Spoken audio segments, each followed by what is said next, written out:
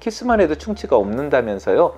충치가 옮기는 하는데 감염성이긴 하지만 전염성이라고까지 얘기하지는 않아요. 세균 99% 박멸, 저는 그렇게 좋다고 보지는 않아요.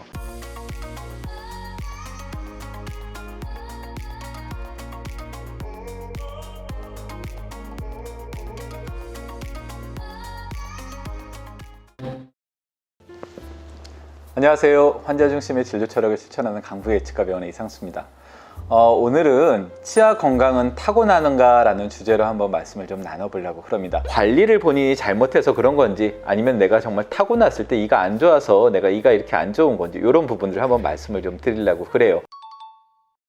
병이라는 것은, 병이 발생을 하는 데는 크게 세 가지 요인이 있다고 그래요. 첫 번째로는 유전적 요인이에요. 요즘 DNA라든가 이런 것들이 많이 연구가 되고 밝혀지면서 정말 암이라든가 아니면 건강에 대한 부분들을 알아보는 이런 것들이 굉장히 많이 좀 발달이 되어 있죠. 그래서 이런 유전적인 요인이 있고요. 두 번째로는 환경적인 요인이 있어요. 여러분들도 많이 보셨겠지만 이제 쌍둥이들 같은 경우에도 다른 집에서 살거나 이런 사람들이 뭐 30년 뒤에 이렇게 비교를 해보거나 이러면은 굉장히 극명한 차이를 보이거든요. 이 사람들은 DNA적으로는 완전히 똑같기는 하겠지만은 이제 환경적인 요인에 의해서 차이가 좀 나타날 수가 좀 있죠. 그리고 이제 마지막 세 번째로는 세균적인 요인이 좀 있어요. 병원균 또는 뭐 박테리아나 아니면은 바이러스라든가 이런 부분들. 충치 역시도 이 세 가지 요인들이 다 똑같이 작용을 해요.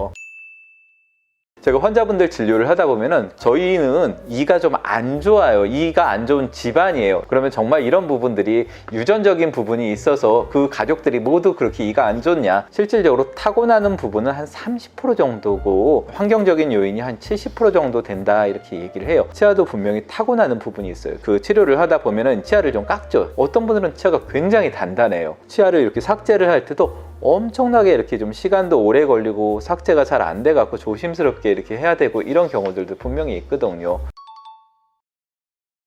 이 치아가 두꺼우면은 치아가 하얘요. 가끔 보면은 이제 저는 치아가 이렇게 누래요 라고 얘기하는 분들이 있거든요. 그런 분들은 이 범랑질하고 껍질 부분이 조금 얇아서 그런 경우들도 조금 있을 수가 있어요. 또 한 가지는 침이나 이런 부분들이 또 굉장히 좀 중요한데, 이 침 속에는 감마글로불린이라 그래서 우리 세균을 좀 죽이거나 이런 성분들이 좀 들어갈 수가 있거든요. 그러니까 그런 부분들은 본인이 타고나는 면역적인 부분들도 분명히 영향을 좀 미치는 것 같아요. 치아는 어머니를 많이, 외가를 많이 닮는다고 이야기를 해요. 그 이유가 구강 건강에 관계된 염색체들이 대부분 X염색체에 많이 들어있거든요. X염색체라는 거는 이제 어머니한테도 받고 아버지한테도 받는데, 남자분들은 다 어머니한테 받잖아요. 그래서 치아 건강은 외가를 많이 따르는 경향들이 있어요. X염색체가 어머니한테 오는 거예요? 남자들은 확실히? 그쵸. 이걸 모르시는 건 좀 충격적인데. 충치나 이런 구강병은 음식이랑 굉장히 관련이 깊은 질환이에요. 내가 뭘 먹느냐, 언제 먹느냐 이런 부분들이 되게 중요한데, 여러분들 어렸을 때부터 자라나면서 집안에서 음식을 책임지셨던 분들은 어머니잖아요. 음식에 따라서 생기는 병이다 보니까 외가를 조금 많이 닮는 그런 경향들이 있어요. 물론 아버지한테 영향을 전혀 안 받거나 이런 거는 아닙니다. 환경적인 요인에서는 그런 부분들이 조금 있다. 충치라는 거는 단순하게 단 거 먹어서 이가 썩는 거는 아니고요. 충치균이 있어서 이가 썩는 건데, 이 충치균도 굉장히 종류가 많아요. 굉장히 좀 독한 충치균 무리들이 있고, 아니면 조금 온순한 약한 충치균 무리들도 있고 이렇게 되는데, 충치균은 아기가 처음에 태어났을 때는 충치균이 없는 상태에서 태어나겠죠. 밖에서 충치균이 들어와야 되겠죠.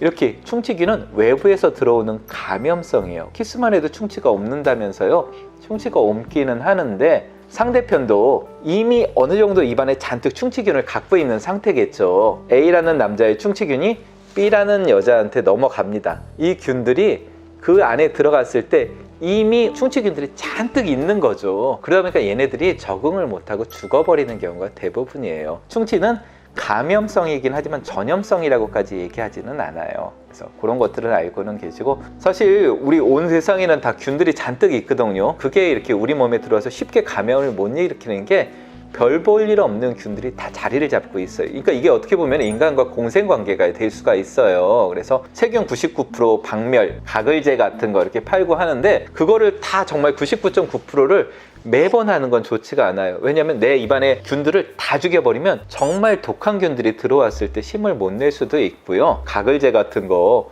항균력 강하다고 광고하는 것들 쓰는 거는 저는 그렇게 좋다고 보지는 않아요. 대신 그 균수를 적절하게 유지하는 게 좀 중요하죠. 균수가 너무 늘어나게 되면은 기회 감염이라 그래서 평상시에는 그런 애들이 있어도 괜찮은데 몸이 약해졌을 때 기회를 잡아서 감염을 시킬 수가 있어요. 보통 이제 입안에서 많이 나타나는 것 같은 경우에는 구내염 같은 거 생겼을 때 이번 구내염은 이상하게 한 달이 됐는데 안 나요, 이렇게 얘기하시는 분들이 있거든요.